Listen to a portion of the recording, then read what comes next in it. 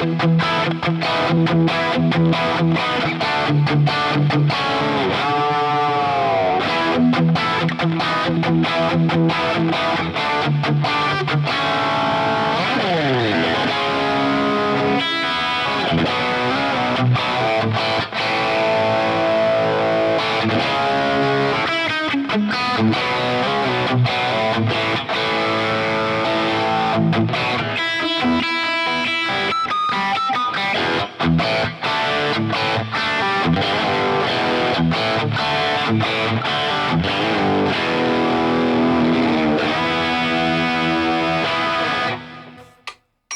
stop that thing, Please.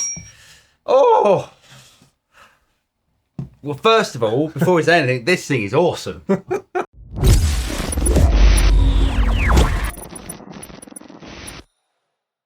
Hi everyone, my name's James Ivey. I'm Drew. From the Studio Rats. Yes. What the hell have you brought over? Why the hell are you here? I do wonder. So we've been talking about sort of modern, vintage, classics, new guitars, new instruments, and why we get quite so romantic and hung up about vintage instruments. So, what the hell is this? So I've been after a birth year guitar for Right. a little while now, and because I thought that's quite a nice thing, you know, to have a guitar from the year of your one's. So 1952? This this is a 1977 Fender Stratocaster. Right. Recently purchased at the Garden Hallgate auctions. Right. So sight unseen. Went to get it, and I think it's fair to say that for a £1,400 guitar, Yeah. it was in a bit of a bad way.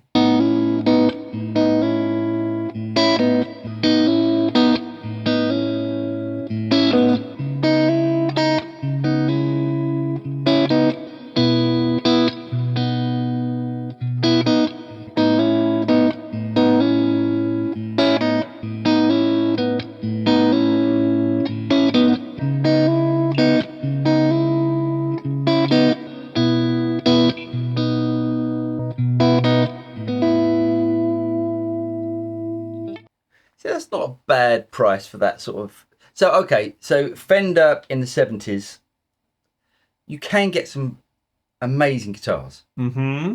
That era wasn't known for great guitars. It wasn't a golden era for Fender. No.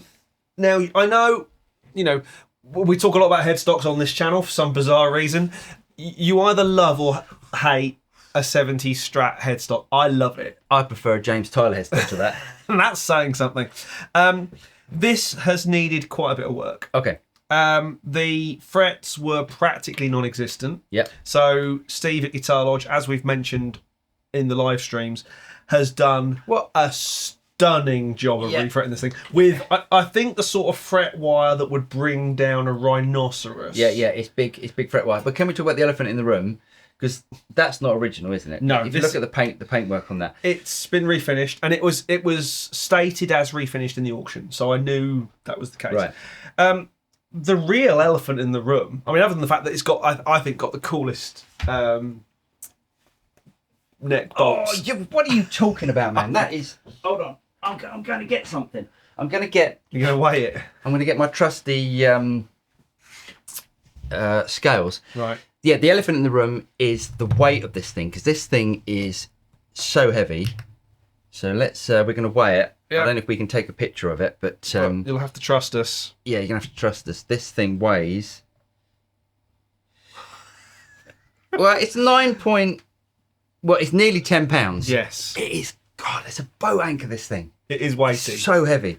The thing is, if I was doing a gig, that's heavier than my Les Paul. Yes. However, no matter where you are on the tone wood argument or any of those sort of things, I think that guitar sounds great. Yeah. Now, it does. The truth of the matter is, I've wanted one, and you're not gonna get me away from the misty-eyed nostalgia of having a vintage guitar.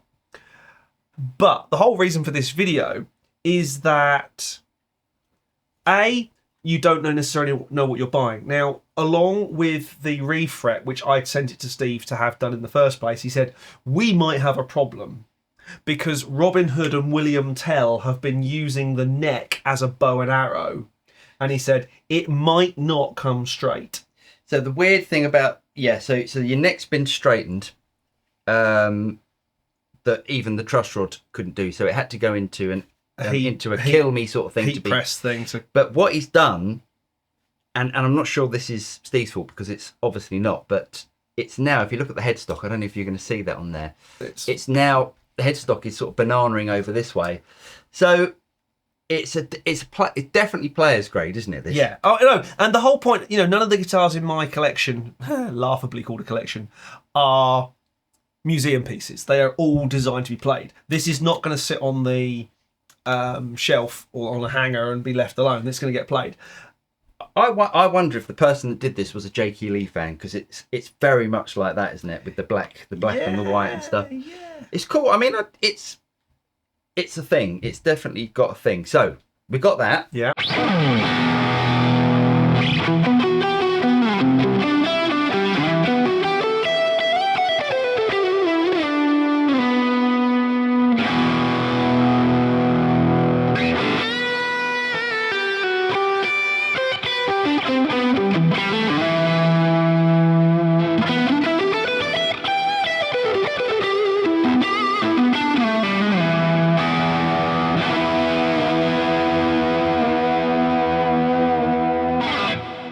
I'm going to weigh this.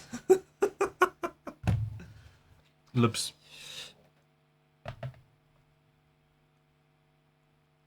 £7.3. So that's 7.3 pounds, which is it's a lovely weight. That's a really that to me is perfect Strat sort of style weight. So this is a Valiant Guitars Soothsayer, which is effectively a modern Strat. Yeah, so the Soothsayer you normally see the Soothsayers with humbucker or jaw humbuckers, but this is their SSS version, and it is absolutely awesome. Now, whatever you think about relic guitars, I don't care. This is gorgeous. Oh yeah, I love it. So we've got the romantic 50-year-old, the classic guitar, versus the modern, the modern day contender with modern parts, modern tuners, modern nut, modern pickups, modern bridge, the whole shebang. Well, let's do a couple of sound examples. Oh, look at that as well. That's great. Cool. That is such a great design. This buried hidden, buried tracks, brilliant. It's absolutely brilliant. So let's give some sound examples. Should we do clean first? Yeah.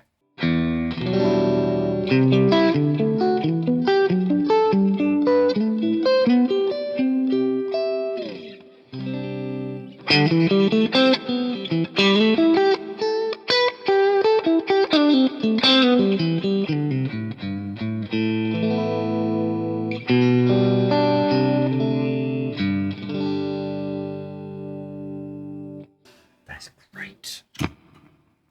There we go. Oh my God.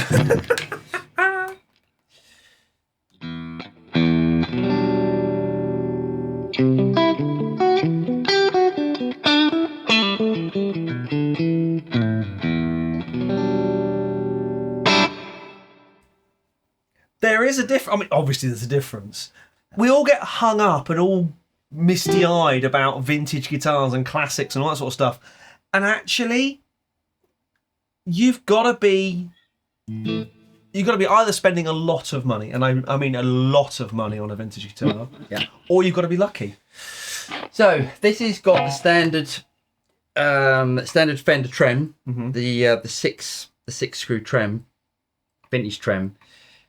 I mean, you pretty much got to change that. It's not staying in tune, so we can't use that. Right. I definitely changed that. I definitely changed the tuners because the tuners are slipping. Right. So it's quite hard to keep this one in tune.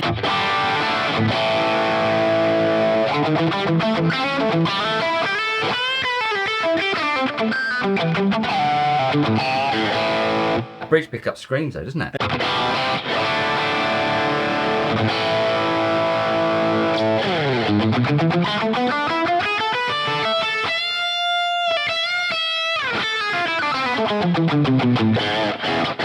And it goes out of tune.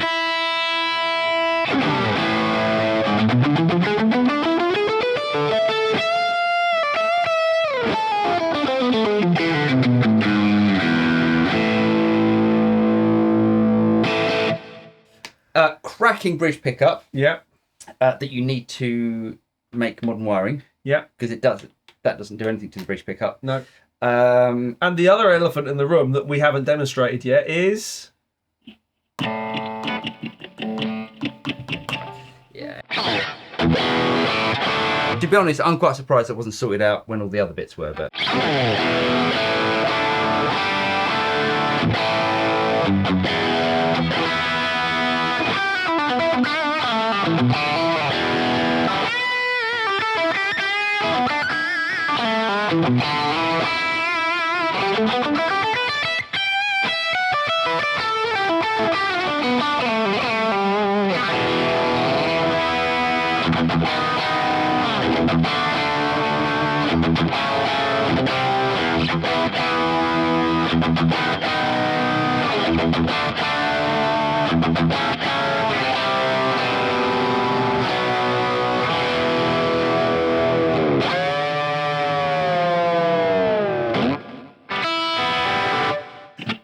It does scream though. It's good. Yeah, the bridge pickup's great. I'd change all the pickups. Yep. Possibly keep that one. I'd definitely change the pickups. Because look, it's already been butchered. It's not a vintage guitar anymore. It's a vintage neck, effectively. I mean, that's the thing. When does a guitar become Trigger's broom? Trigger's broom? Yes. Yeah, I've been accused of that a few times. But the pickups, I'd keep the bridge pickup possibly, but I'd change the pickups, change the wiring, change the tuning. So really, it's just a neck and a body. You've changed the frets on it. Yeah. But it's still a 1977 guitar. Well, the wood is, yeah. The wood is. Yeah, so there you go.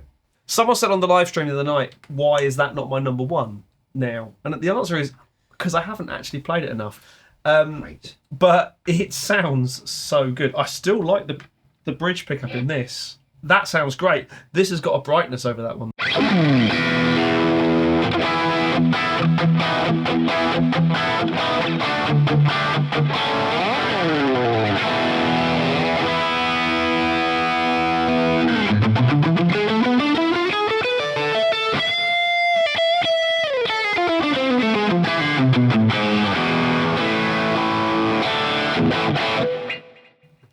Everything about this is a better guitar.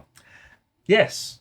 So in the argument of is vintage or classic better, in this case, no, it's just not. Well, no. I mean, if it was a 60s, if it was a classic 60s Strat that was a dream to play and stuff, and that may be different. But it would also be at least 3 times the price of this. Oh, at the very least.